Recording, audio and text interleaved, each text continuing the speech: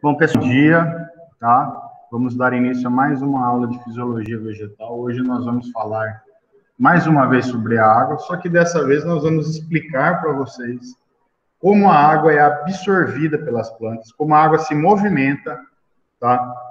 Dentro da planta, o que é que faz com que a água seja sugada do solo e perdida lá na folha por transpiração, tá?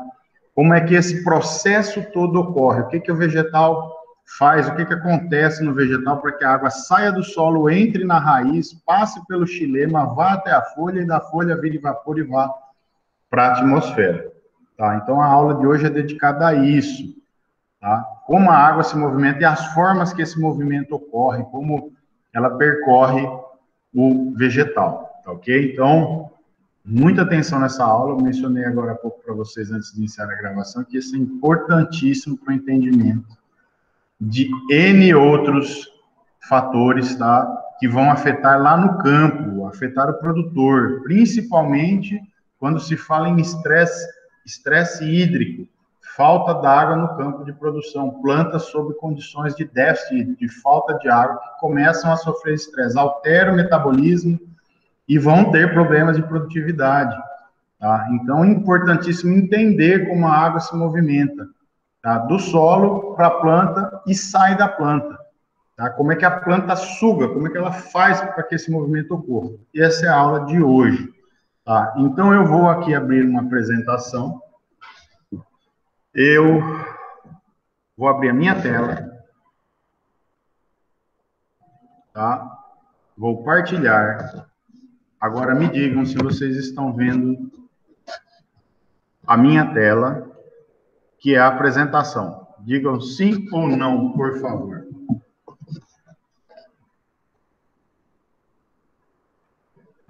Ninguém está me ouvindo? Tá apresentando, professor. Oi? Tá dando para ver a tela aqui. Tá mostrando o senhor de novo aí na tela. Não apareceu. E agora? Tá aparecendo, professor. Aparecendo quem? Fisiologia vegetal. Aula 4. Tá. Agora veja se fala um pouquinho mais alto ou tá ruim para escutar o seu áudio aqui. Eu vou apresentar como tela inteira. Vai desaparecer, vai ficar só esse slide do centro aqui. Veja se aparece ele. Apareceu ele? Só o slide. Vou sair. Então vamos lá. Vai mudar? Veja se muda agora. Mudou? Mudou. Tá. Então, pessoal, ó, vamos lá.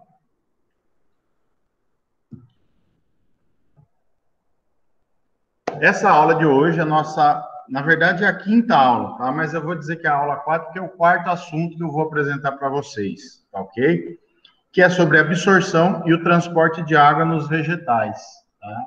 Em que vegetais? Nos vegetais superiores. Isso vale tanto para as gimnospermas, que nós não estudaremos no nosso curso, quanto para as angiospermas. Vocês estão vendo, né? Ou vão ver muito ainda, esse termo angiospermas. São os vegetais que produzem flores, são os vegetais que nós dizemos mais evoluídos do grupo dos vegetais, do reino vegetal, tá? Então, nós vamos entender como é que a água é absorvida e transportada dentro da planta, tá? Então, vamos lá. Primeira coisa, pessoal, primeira coisa que vocês têm que entender é que a água se movimenta num sistema contínuo chamado solo, planta, atmosfera, que recebe, deixa eu botar aqui um apontador, que recebe essa denominação aqui. Eu vou botar até uma caneta aqui. Essa denominação aqui, ó, SSPA, que significa o quê? Solo, planta, sistema, solo, planta, atmosfera. E esse sistema é contínuo, pessoal. O que isso quer dizer? Que esse sistema é interconectado, intimamente conectado. Então, o que acontece em qualquer um desses componentes do sistema, no solo, na planta ou na atmosfera, interfere na absorção e no transporte, no movimento de água dentro da planta, tá? Então, qualquer um desses componentes, seja o solo, seja a planta, seja a atmosfera, o que acontece neles interfere no movimento de água. Por isso que nós dizemos que é um sistema contínuo, e eu tenho que entender sobre esse sistema. Nós vamos dar uma ênfase na fisiologia na planta, tá? Mas, quando eu for dar a disciplina para vocês de irrigação, nós vamos focar no solo, tá? Quando vocês virem, ou já viram, ou venham a ver a disciplina, sei lá, de agroclimatologia, tá? E até mesmo na irrigação eu vou falar muito sobre esse outro componente aqui, ó, a atmosfera. Por que que nós estudamos esses componentes? Nós temos que saber sobre esses componentes, porque esse sistema é contínuo. Se acontecer qualquer coisa no solo, bicho, vai interferir na disponibilidade de água para a planta, na absorção de água para a planta.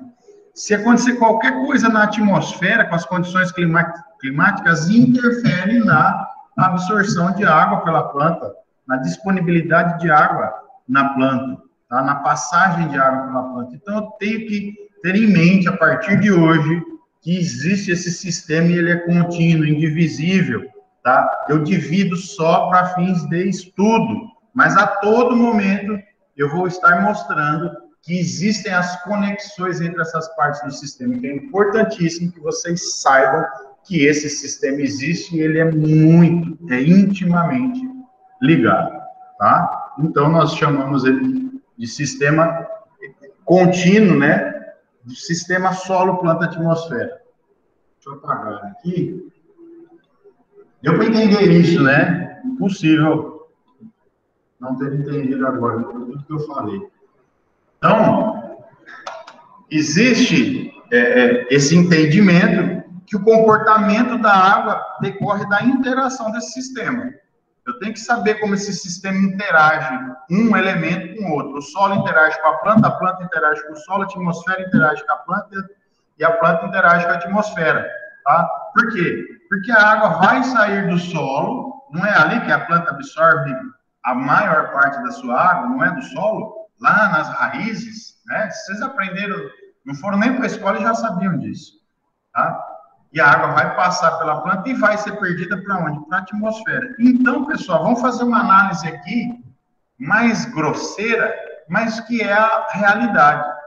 A planta é simplesmente, pessoal, um canudo por onde a água passa para sair do solo e ir até a atmosfera. Na disciplina de irrigação, nós vamos ver isso com mais detalhes, tá? Na fisiologia eu vou falar também, mas entendam como se a planta fosse um canudo, que a água vai ter que sair do solo e para a atmosfera. Ela só sai do solo para a atmosfera de duas formas.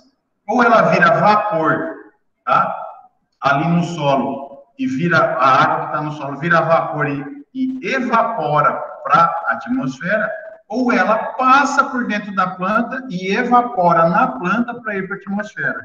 Tá? Então, será que tem mais alguém querendo participar da reunião aqui? Deixa eu ver aqui. Não. E também acho que eu não vou nem abrir mais aqui.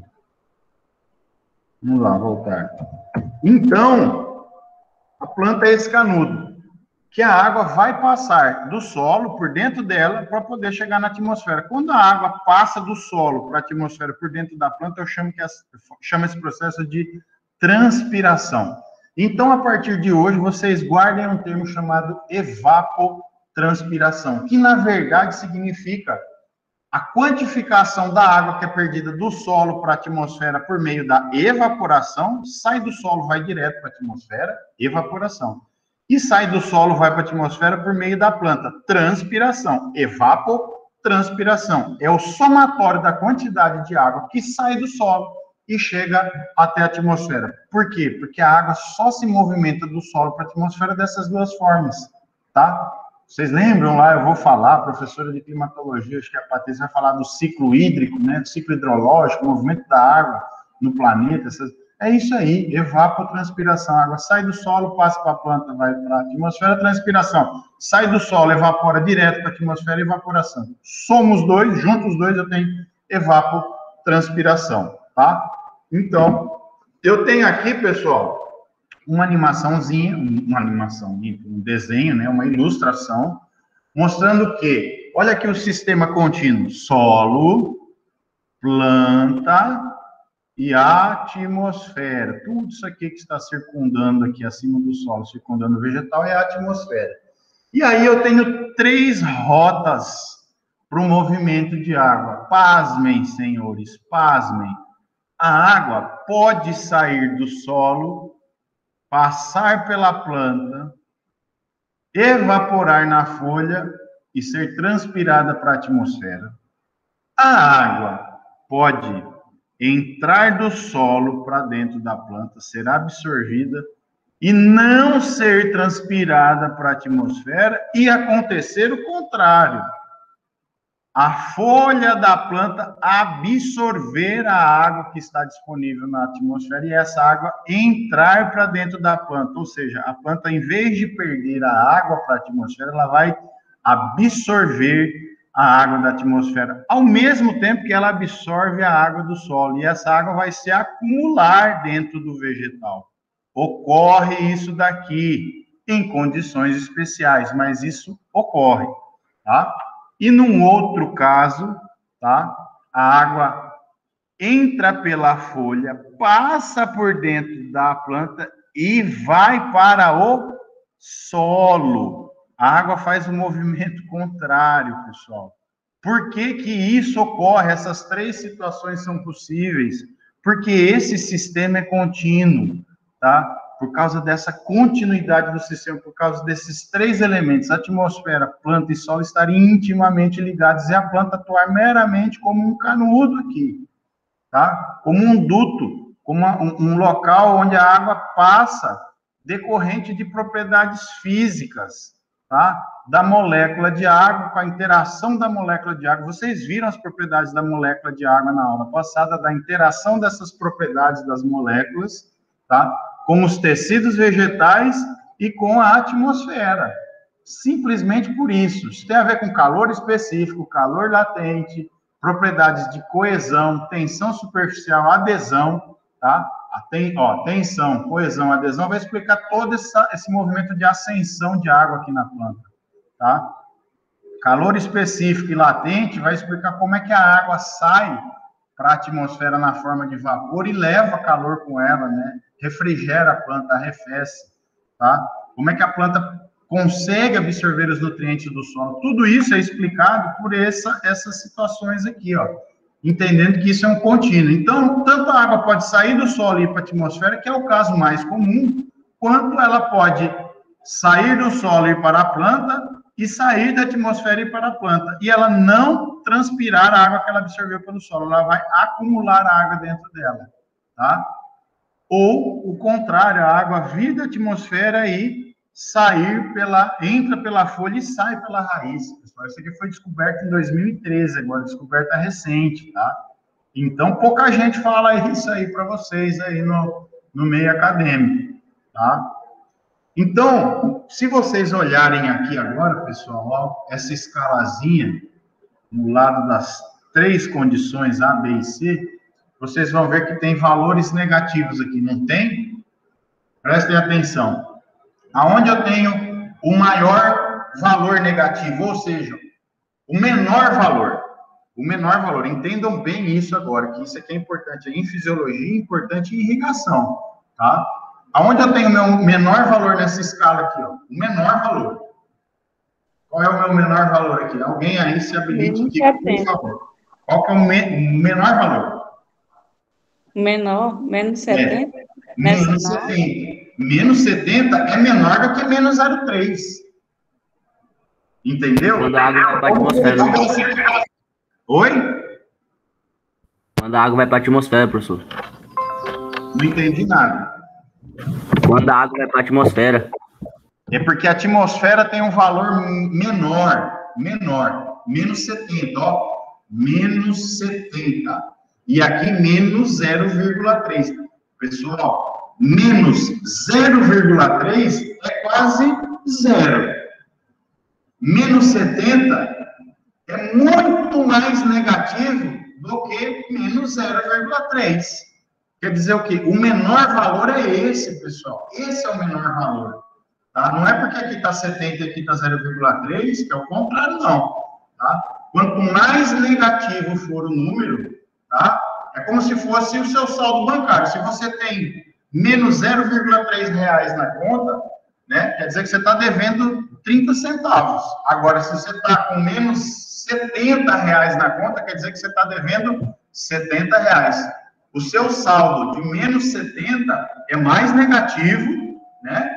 É um saldo menor do que o saldo de menos 30 centavos. Entendam isso, tá ok? E aí, o que está acontecendo nessa figura? A água está saindo da onde e indo para onde aqui, ó? Por onde ela entra? Raiz, passa pela planta e sai para a atmosfera. Olha a tensão da água no solo, tá? Olha a força com que a água está retida. Nós vamos explicar isso para vocês agora. Olha a força, menos 0,3, tá? E olha a força com que a água vai ser retida na atmosfera, menos 70. Quer dizer o quê? Que a água vai se movimentar sempre, pessoal, sempre. A água se movimenta nesse contínuo solo, planta, atmosfera, ó, solo, planta, atmosfera. A água se movimenta em razão da variação de um gradiente de pressão ou de tensão. Esse menos alguma coisa, isso aqui, ó, a gente chama de megapascal, é uma unidade de pressão, só que é menos, é negativo. Isso aqui é uma força igual à força da sucção, isso é tensão. A gente usa unidade de pressão porque a gente mede tensão com unidades de pressão. Tensão, pessoal, é como se fosse uma força negativa. Vocês estão vendo o meu rosto aí na apresentação? Sim. Estão vendo? Estão? Sim. O que é isso aqui? Seringa. Uma seringa. Se eu apertar a ponta da seringa e empurrar o êmbolo, sabe o que eu estou gerando aqui dentro? Pressão. O quê? Pressão. Pressão. Olha a panela de pressão. Eu vou o quê? Aumentar a força. Deixa eu derramar a água que tem aqui dentro e vou deixar só ar. Tá aqui, ó. Ó, tá com ar. E aí, ó, eu vou fazer o quê? Ó, olha o êmbolo se movimentando, ó.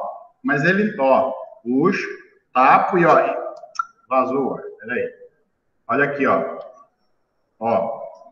Toda vez que eu comprimo ele, eu aumento a pressão aqui dentro, ó. Vai escapar, vai escapar. Faz até barulho. Quando eu comprimo, eu aumento a pressão. Agora, se eu fizesse isso daqui, ó, ó o que acontece com o êmbolo, ó. Ele volta, ó. Sabe o que acontece quando eu estou puxando o êmbolo, tapando a ponta dele? Eu estou gerando tensão. Então, essas unidades, esse menos alguma coisa, é referente a esse tipo de força física, ó, tensão. Quer dizer o quê? Aonde vocês acham que é mais fácil de eu sugar alguma coisa? Imagine que tem sangue aqui no meu dedo, né? E eu quero sugar aqui para dentro da seringa. Ou se eu fizer isso aqui, ó, eu vou começar a puxar até sair sangue aqui do meu dedo. Se eu puxar só um pouquinho, ó, se eu puxar só um pouquinho, será que vai sair sangue ou água do meu dedo para dentro da seringa? Pode ser. Agora, se eu puxar mais isso daqui, mais tensão está sendo gerada e eu aumento a força que vai sugar a água ali ou o sangue do meu dedo. Presta atenção. Então, quando eu aumento a tensão, quanto mais negativo fica o valor, ó, estou aumentando a tensão. Está tensionando, está sugando, sugando. Aumenta a força de sucção, tá? Ó, sugo, sugo, sugo, sugo. Quanto mais eu sugar, tá? Quanto mais eu sugar, maior a força, tá? Que vai sugar a água ou o sangue aqui do meu dedo. E assim é nesse sistema solo, planta, atmosfera. Então, essas unidades negativas referem-se a isso aqui, ó. Tensão, ó. Ó, ela volta, porque gera vácuo aqui dentro, tá? Quando eu começo a sugar, tá? O que tem ali de fora tende a entrar aqui dentro. Então, a atmosfera faz isso. A atmosfera é como se fosse essa seringa, tá? O meu dedo é como se fosse a planta. E aqui na planta tem um canudo cheio de água que está ligado ao solo. E quando eu puxo aqui na atmosfera, a água vai sair do meu dedo, entendeu? Vai vir para dentro da seringa e a água que estava aqui dentro da planta vai sugar a água que está no solo. E é assim que a água se movimenta nesse sistema contínuo solo, planta, atmosfera. Ela sempre vai sair do valor, do menor valor para o maior valor, tá? Aliás, valor menos negativo para o valor mais negativo. Não, esse é o menor, ó. Esse aqui, ó, é o maior valor, tá? A maior tensão. A maior... Até a gente confunde. Esse valor é o menos negativo, tá? Aqui é o mais negativo. Aqui eu tenho a menor, presta atenção, a menor tensão, e aqui eu tenho a maior tensão. Aqui eu tenho uma força que atrai a molécula, que suga a molécula menor, molécula de água. E aqui eu tenho uma força que suga a molécula de água muito maior. Então, a molécula de água vai sair daqui e vai ser sugada para cá. Passando por onde? Por dentro da planta, tá? Então, pessoal, para a água sair do solo e chegar na atmosfera, a tensão da água na atmosfera tem que ser menor. A disponibilidade de água, né, ou a energia, esse é o termo que eu vou abordar agora, no próximo clique do mouse aqui, a energia que a água tem para se movimentar tem que ser maior aqui e menor aqui, porque essa tensão, a gente vai dar um nome a ela de potencial hídrico, tá? Essa tensão, essa força que atrai a molécula de água, atrai a água, segura a água, nós vamos chamar de potencial hídrico. E esse potencial hídrico vai nos dizer o quê?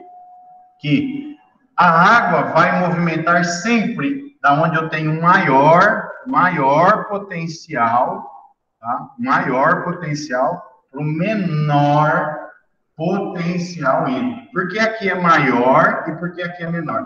Porque aqui o valor é maior, tá? O valor é maior. E aqui o valor é menor. Então, aqui eu tenho um maior potencial hídrico, ou seja, essa água tem muito mais energia para se movimentar nesse sentido do que o contrário.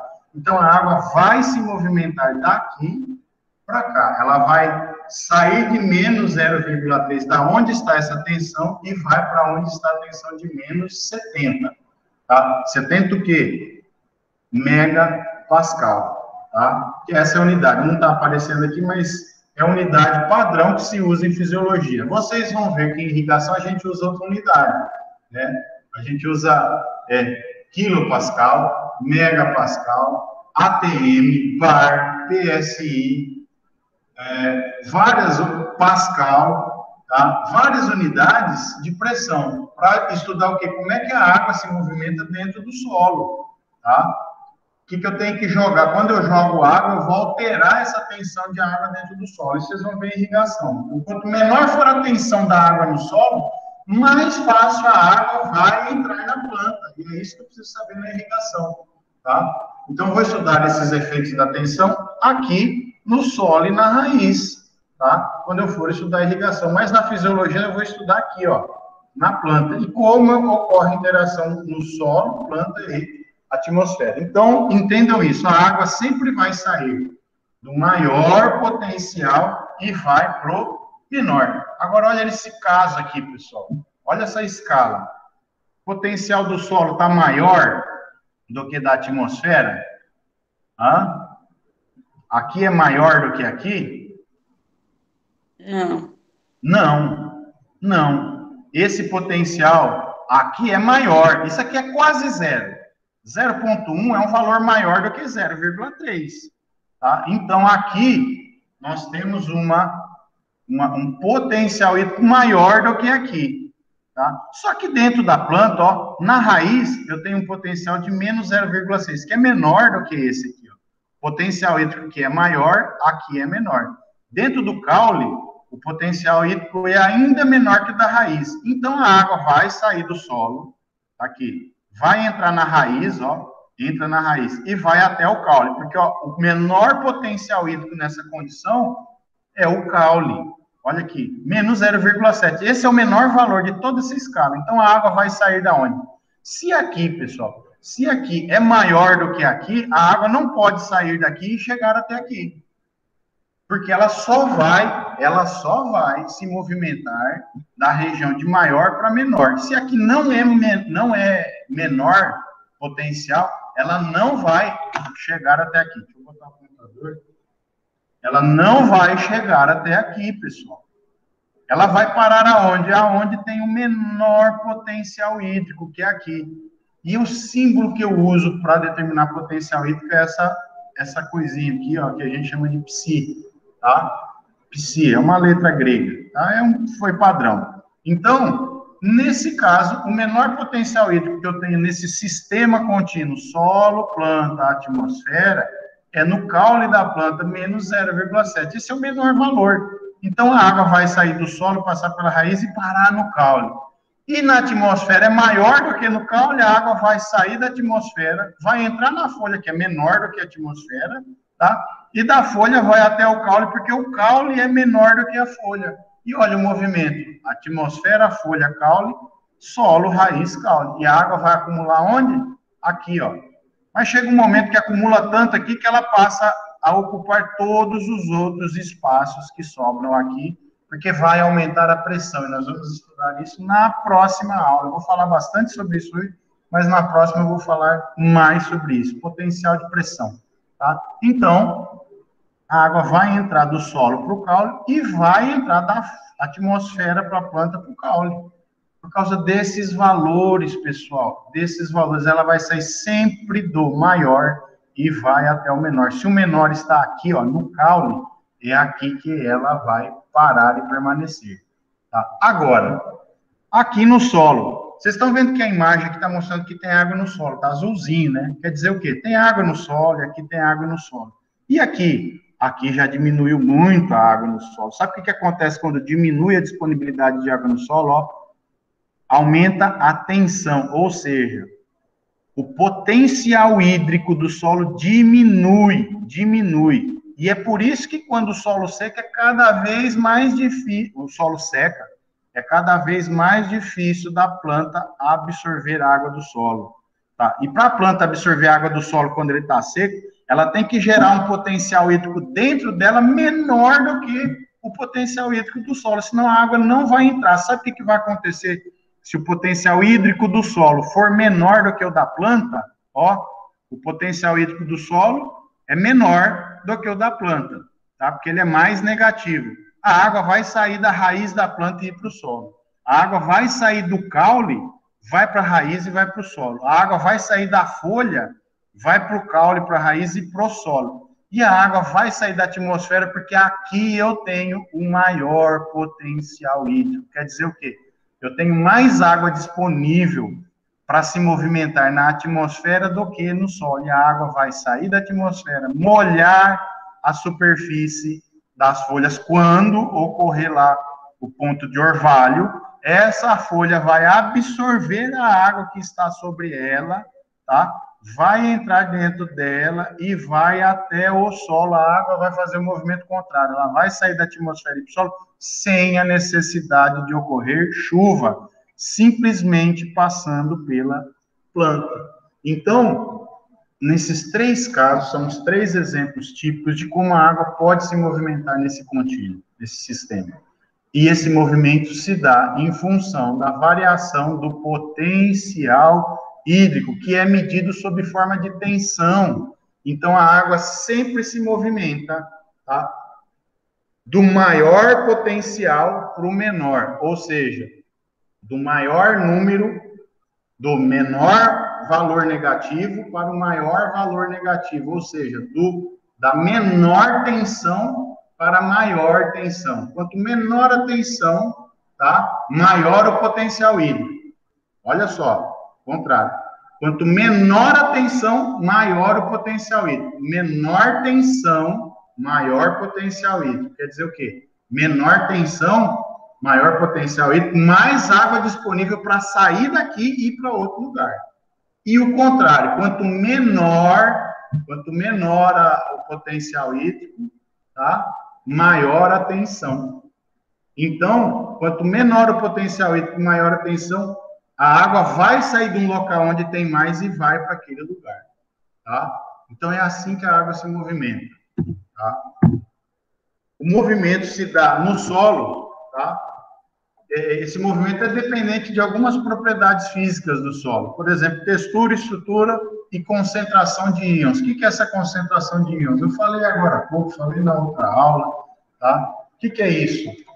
A salinidade do solo, a presença de substâncias que atuam como osmorreguladoras, tá? Lembra que eu falei na aula passada, se você quiser secar uma planta, você joga sal no solo, porque devido à osmose, a água vai sair da planta e vai para o solo. Se o solo tiver uma concentração de sais muito maior do que a concentração da planta, a água sai da raiz e vai para o solo, tá? Então, esse movimento no solo depende disso. Se eu tiver muitos íons no solo, tá? Uma solução iônica lá, a solução do solo for muito carregada, a concentração de íons nela for muito alta, for uma água muito salina, tá? O que acontece? Essa água vai ter dificuldade para sair do solo e entrar dentro da planta. Tá? Por quê? Porque para entrar na planta ela tem que passar pela tal da membrana plasmática. Tá? E a membrana é sempre permeável. Ela vai fazer o quê? Ela vai fazer com que a água que está dos dois lados dela se movimente. Mas como ela se movimenta? Ela vai sair da onde tem uma menor concentração de íons e vai para onde tem a maior. Se no solo tem a maior concentração, a água vai sair da raiz e vai para o solo. Osmose, tá? Então, esse movimento depende da textura. Por que da textura? Depende da granulometria. Tem solos, granulometria, depende do tipo de material que compõe, se é argila, se é areia, tá? Se é silt. Por quê? Porque quanto menor a partícula, por exemplo, a argila, menor são os poros formados no solo, tá? Presta atenção, olha que interessante. Se o solo é mais argiloso, ele vai ter mais microporos. O professor Reinaldo falou isso para vocês já? Digam aí. Falou, né? Então, ó, o solo argiloso tem mais microporos. O solo arenoso tem mais macroporos. Agora, qual é dos dois solos que segura mais água dentro dele? Vocês sabem? A argila? A argila. A argila é capaz de absorver muito mais água do que o solo arenoso. Exatamente por essa questão dos poros. Por quê? Os macroporos, embora eles tenham volumes muito grandes, a superfície específica das paredes dele, que o professor Reinaldo deve ter falado, se não falou, vai falar, vocês vão ver, a superfície específica é menor, a área de contato da parede com a água é menor, então ele segura menos água dentro dele, a água escoa, é por isso que o solo arenoso seca rápido, tá? Pega uma areia lavada de construção dessa, joga um balde de água em cima dela, não vai nem empoçar a água, tá? Ela vai ser sugada para dentro do solo, vai ficar úmido, alguns minutos depois você vai lá, a superfície do solo já está seca, seca. Faz isso num solo cheio de argila. Você joga um balde d'água, a água, para começar, já vai ficar empoçada, né? Aí, às vezes, passa vários dias, você vai lá e ainda está uma lama no local, a água está presa ali. Então, os solos com textura argilosa, eles tendem a reter muito mais água do que os solos arenosos. E essa água, tá, do solo argiloso, tá? Essa água, à medida que ela seca, é mais difícil da planta absorver. Ela tem mais água, mas é mais difícil dessa água sair dele e ir para a planta, tá? Então, essa é uma propriedade. Outra é a estrutura. A estrutura também interfere, né? O tipo de grânulo que forma também interfere, tá? Na disponibilidade hídrica do solo. Tá? Lembrando que a água só vai movimentar do solo para a planta, tá? Se tiver essa diferença de potencial hídrico. Ou seja, eu tenho que ter mais água no solo disponível para fazer esse movimento do que dentro da planta. O potencial hídrico do solo, tá, tem que ser maior do que o da planta. A tensão com que a água está retida no solo tem que ser menor do que a tensão que vai ser exercida, ou que a planta vai sugar do solo. Tá? Isso em irrigação é importantíssimo. Nós vamos trabalhar com tensão. Como é que vocês vão medir lá no campo saber se eu preciso colocar água ou não, se a planta consegue absorver a água que tem ali no solo, medindo a tensão do solo. Tem equipamento para isso, tá? Chamado tensiômetro, né? Que é um equipamento que mede a tensão. Irrigação, vocês vão usar isso, vocês vão entender o que é isso, tá?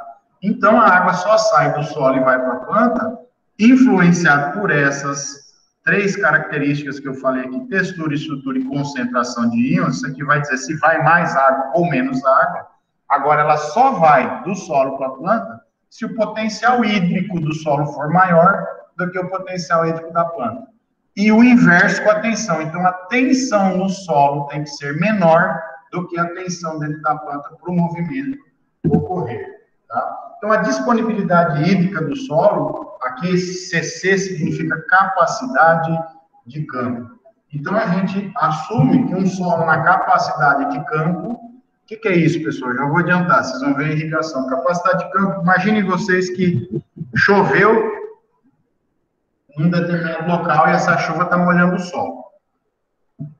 Esse solo durou horas a chuva. O solo fica encharcado, pessoal. Não tem mais para onde absorver a água e a água fica acumulada na superfície.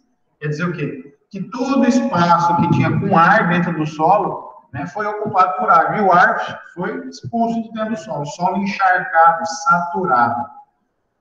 Mas esse solo, passado algumas horas, parou a chuva, passado algumas horas, né, esse solo vai drenar. Essa água que está acumulada na superfície vai escoar para algum lugar, ou se ela ficar empoçada ali, se não existe muita argila, né, com argila demora mais, se o solo for menos argiloso, o processo é mais rápido, chega um ponto que aquela água desaparece, né, a água que ficou encharcando o solo desaparece. O que acontece com ela? Ou ela escoa para algum lugar, ou ela infiltra no solo, o solo absorve ela.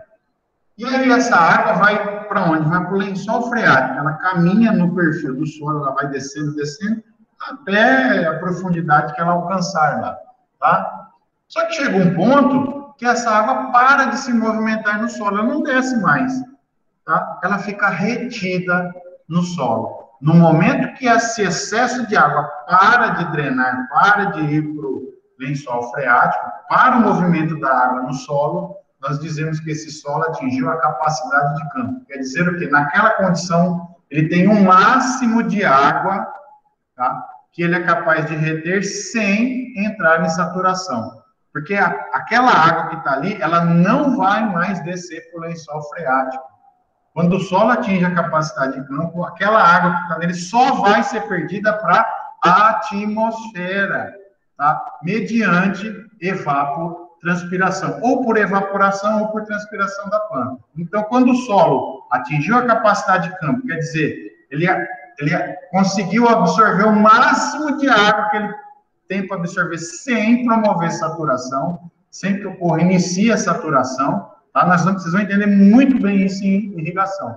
Mas ele atingiu a capacidade de campo, ele está no máximo de água que ele pode ter ali para a planta absorver, tá? Porque se passar daquilo, se tiver mais água que aquilo, começa a entrar em saturação e falta oxigênio para as raízes da planta. Então, vocês vão entender que em irrigação, vocês sempre vão tentar manter o solo na capacidade de campo. Nunca jogar mais, tá? Nunca jogar mais, porque senão vocês saturam o solo, falta oxigênio na raiz e as plantas vão ter problema, tá? Aí vocês vão ter alagamento na área e jogar dinheiro, energia, água fora.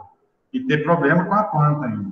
Então, o solo tem que estar na capacidade de campo, que é a condição que ele tem a máxima disponibilidade de água para a planta absorver, para a água se movimentar dentro do solo, seja para ir para a atmosfera por evaporação, ou seja para ir para a atmosfera por dentro da planta pela transpiração, beleza?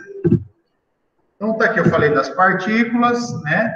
Então, ó, os solos com argila, né, eles têm os canais menores, ou seja, mais microporos, e uma superfície específica maior. Então, esses solos argilosos têm uma maior CAD, que é a capacidade de água disponível. Eles armazenam mais água. Tem muito mais água no solo argiloso para sair do solo argiloso para a planta do que no solo arenoso, tá? Contrário ocorre no arenoso.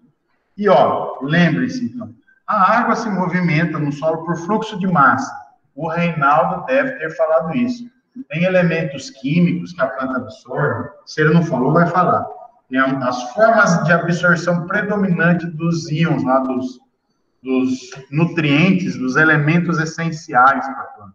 E tem alguns que se dá pelo um negócio chamado fluxo de massa. Já falou isso? Já falou, Beatriz?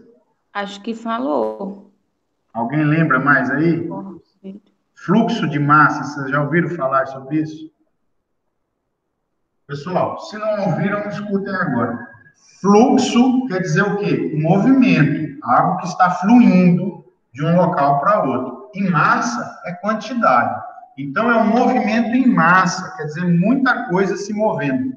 A água se move por fluxo de massa. Sabe por quê? Porque aquelas propriedades físicas que vocês viram na última aula da molécula da água, chamada coesão entre as moléculas, ou seja, uma molécula está ligadinha à outra pelas tais pontes de hidrogênio, lembram? Uma está ligada à outra e a água se movimenta numa corrente. Por quê? Se eu puxar uma molécula para algum lugar, junto com ela vem outras. Ela arrasta junto outros. Por quê? Porque a água tem uma estrutura coesa, as moléculas estão ligadas, interagem uma com a outra. Essa era a definição de coesão na aula passada. Vejam e revejam, né? Coesão é a propriedade de interação entre as moléculas da mesma substância. Que substância? A água. Então, as moléculas de água interagem uma com a outra. Elas estão ligadas umas às outras por pontes de hidrogênio. Então, se eu puxar essa daqui, ó, para cá, ela arrasta junto a outra.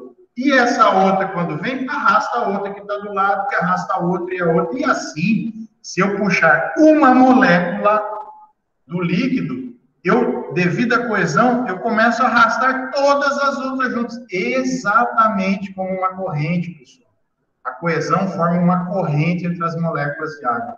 Se eu pegar uma corrente, um elo, e ir puxando, subindo com essa corrente, subindo, eu puxo uma, vem outra que traz a outra, e a outra, e a outra, e assim vai indo. Só que essa coesão resiste até uma certa tensão. Tá? Chega um momento que a coesão não aguenta a tensão e ela se rompe. E aí essa corrente de água, né, é rompida, tá? Mas até um determinado ponto, aonde eu puxar uma, a outra vai. Vocês vão entender isso aqui no movimento da água na planta. Vou falar mais um pouquinho adiante, mais um pouco sobre coesão, tá? Então, devido a essa coesão, quando uma molécula de água vai, as outras vão juntas. Esse é o fluxo de massa. Então, se eu tenho moléculas de água indo para um lugar, junto com elas vêm todas as outras. E é assim que a água se movimenta, pelo fluxo de massa. É muita molécula de água fluindo para aquele lugar. E junto dela vão os elementos, os nutrientes que as plantas precisam. Então, vocês vão ver com o professor Reinaldo que a forma de absorção de muitos nutrientes do solo, elementos químicos essenciais para as plantas, se dá por fluxo de massa. O mais importante deles absorvido assim, sabe qual é? Potássio, tá? Nitrogênio, o enxofre eu acho que também, tá? O fósforo não. Potássio, nitrogênio e enxofre, por fluxo de massa. Sabe o que acontece? Se a água for para dentro da planta, eles vão junto, no embalo. Essa Maria vai com as outras, né? Opa, tá todo mundo aqui indo, todas as moléculas de água indo lá para dentro, eles são arrastados juntos, eles vão no embalo, vão no oba-oba. Maria vai com as outras, tem uma fila de gente entrando no lugar, eles pegam a fila e vão junto, tá? Então, tem elementos químicos que são absorvidos preferencialmente, pode ser absorvido de outra forma, mas preferencialmente por fluxo de massa. Potássio e nitrogênio é a forma que é mais absorvida, tá? Então, fluxo de massa é a forma que a água entra dentro da planta, por causa da coesão, tá? E essa água só se movimenta de um lugar para o outro devido a esse negócio aqui, ó, chamado gradiente de energia livre, ou seja, a molécula de água tem que ter energia disponível para ela se movimentar. E quem diz o quanto que ela tem de energia livre é esse negócio que nós chamamos de potencial livre, ou potencial da água, que vai ser denominado a partir de agora com essa letra grega psi, um A ou um W. eu costumo usar W, mas vocês vão ver muito em literatura usar o A, porque o A de água ou o W de água em inglês, water, né?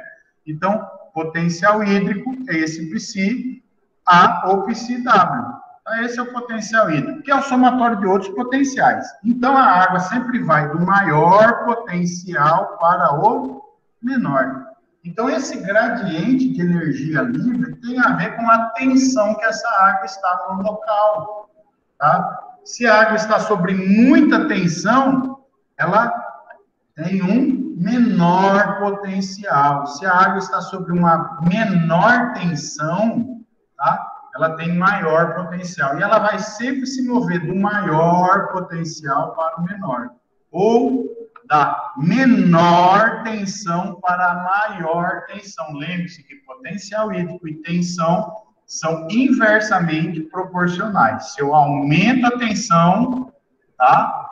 Eu diminuo o potencial hídrico. E vice-versa. Se eu diminuo a tensão, eu aumento o potencial hídrico. Guardem isso. Tá bom? Então, esse potencial hídrico, que é medido sob tensão, é aqueles valores negativos lá, tá? Por que os valores são negativos? Vocês se pararam para perguntar por que o valor é negativo? Vocês imaginam? Por que professor, você está falando só em tensão, por que os valores são sempre negativos? Eu nunca vou ver o valor zero lá, né? O zero não é nenhum nem outro. Eu nunca vou ver o valor mais um. Pode ter valor mais um? Pode ter. Mas em condições naturais, não. Só em condições artificiais. Sabe por quê? Pessoal, porque foi determinado que o potencial de energia da água máximo para realizar movimento é zero. E juntou uma galera um dia, vamos estudar isso aqui, vamos determinar isso. Aí, por convenção, determinaram que o maior valor para o potencial hídrico deveria ser zero em certas condições especiais. Sabe quais são essas condições? Quando a água está a uma temperatura de 25 graus, tá? Quando essa água está a pressão atmosférica do nível do mar. Então, se eu pegar a água a 25 graus de temperatura, porque se eu mudar a temperatura da água, muda o potencial hídrico dela. Tá? Vocês sabem que a água, quanto mais quente, mais movimento ela tende a fazer. E é por isso que ela sai da fase líquida e vira vapor. Movimento das moléculas. Quando ela absorve o calor, as moléculas se movimentam tanto, adquirem tanta energia. É por isso que quando a água está fervendo, entra em ebulição, a chaleira, a caneca e a água movimentando, agitada lá dentro, agitação térmica. Então, a temperatura influencia no potencial hídrico. Nós não vamos abordar aqui, tá, essa questão da temperatura. Tá? Vocês não precisam entender até esse ponto, mas saibam que a temperatura influencia no potencial hídrico. Tá? E a pressão atmosférica, a altitude, a diferença de nível em relação ao nível do mar. Por quê? Porque quando você muda a altitude, pessoal, muda a energia da molécula de água. A água ferve a uma temperatura menor em maiores altitudes. Se você levar uma caneca de água para ferver no alto do Monte Everest, ela vai ferver em torno de 90 e poucos graus. Se você trouxer essa mesma caneca com água lá na praia, no nível do mar, na Baixada Santista, na cidade do Rio de Janeiro, na beira da praia, tacar fogo lá, e ferver a água, só vai entrar em ebulição quando você botar o termômetro e estiver marcando 100 graus. Tá? Então, a pressão atmosférica que vocês estão vendo lá na disciplina de hidráulica, tá? Porque a atmosfera é ar, é gás, é fluido, água é fluido, as propriedades são semelhantes, caras, entenderam? Então, a água, essa energia livre da água se altera à medida que eu mudo ela de altitude. Em altitudes, né, maiores, eu tenho uma pressão atmosférica menor e as moléculas conseguem se movimentar mais. E à medida que eu venho para o nível do mar, maior a pressão atmosférica, né, maior essa coluna de ar sobre aquele líquido, é como se eu estivesse comprimindo mais aquele líquido, deixando menos espaço para as moléculas se agitarem. Então, a energia da água é menor. Tá? Então, tudo isso interfere nessa energia livre, nesse gradiente. E gradiente, por que eu coloquei em vermelho gradiente? Porque tem que ter variação de energia livre. Tem que ter variação. Se for o mesmo valor, se tiver a mesma energia em 2 pontos, no solo, na planta e na atmosfera, a água não vai para lugar nenhum. A água não se movimenta. Para a água se movimentar, tem que ter um gradiente, tem que ter uma diferença de potencial hídrico. Porque se os valores forem o mesmo, o potencial hídrico for o mesmo, a tensão for a mesma, não tem movimento de água. Aí, graças ao bom Deus, na natureza, em 99,9% das situações, tá? Existe variação, existe esse gradiente, a água vai de um lugar para o outro, e isso tem a ver com a energia livre, tem a ver com propriedades físicas, né, da entalpia, entropia, movimento da matéria, uma série de coisas, tá? Mas tem que ter a diferença. Tem diferença, tem movimento. Não tem diferença, não tem movimento, tá? Então, é isso aqui, ó. Então, vamos lá, ó. A água está aqui no solo. Olha a tensão que ela está retida no solo, a menos 0,33. Um caso hipotético, mas são valores muito comuns. Menos 0,33 no solo, tá? Mas ali no tronco dela está a menos 0,8. Esse valor é mais negativo do que esse. Quer dizer, esse valor é menor, esse é menor do que esse. Então, a água não vai do menor valor para o maior, ou do maior valor para o menor, ou do maior potencial hídrico. Esse é o maior potencial hídrico. Por quê? Porque essa é a menor tensão. A menor tensão, maior potencial hídrico. Então, a água vai do maior potencial hídrico para o menor. Ela vai sair do solo, entrar na raiz e ir para o caule. Ó, no caule, né, tem uma tensão maior, aliás. Tem um potencial hídrico menor. Cuidado, que até eu confundo na hora de falar, tá? Mas o entendimento é um só, beleza? Quando você está falando, repetindo, às vezes vem palavra errada na boca. Então, ó, maior potencial hídrico, menor. A água sai daqui e vem para cá. Por onde? Ó, por dentro das raízes chega ao caule. Aí, olha o potencial hídrico das células foliares, da folha, né? Das células da folha. Menos 1. Menos 1 é mais negativo do que 0,8. O potencial hídrico aqui, ó, é menor do que esse. Então, a água vai sair do caule e vai chegar até as folhas. Aí, olha a atmosfera, né? Olha a atmosfera, né? Menos 100 no ar. A folha que está aqui, ó, em contato com o ar, em contato com a atmosfera aqui de fora, está a menos 7. Ora, se nessa região aqui, ó, nessa região era menos 1 e aqui é menos 7, a água vai sair daqui, ó, continuar daqui, ó, e vir até essa outra região aqui, tá? E quando essas folhinhas que estão em contato com o ar, quando a água chega lá, vocês vão entender como ela chega lá, né? Ela vai receber calor por causa do sol, vai virar vapor. Para onde ela vai? Para a atmosfera. Por quê? Porque o potencial hídrico da atmosfera agora é menos 100, bicho. É muito menor do que o que estava aqui no solo. No solo era 0,33, menos 0,33, é menos 100, bicho. Olha o gradiente, olha a diferença de potencial hídrico. Quanto é que vai dar essa diferença aqui? 96,7 megapascal, né, de diferença, aproximadamente isso, né?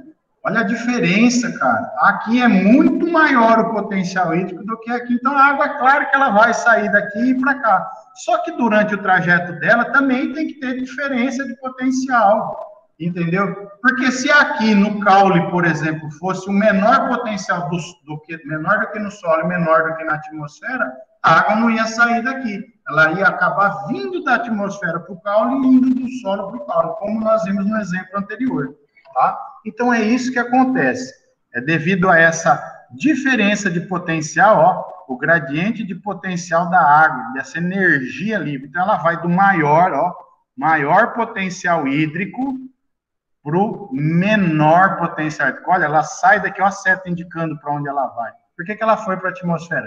Porque a atmosfera tem um potencial hídrico menor do que o solo. E quem que está entre o solo e a atmosfera? A planta. E aí ela passa por dentro da planta. Entendido até agora? Sim. Então, vamos lá.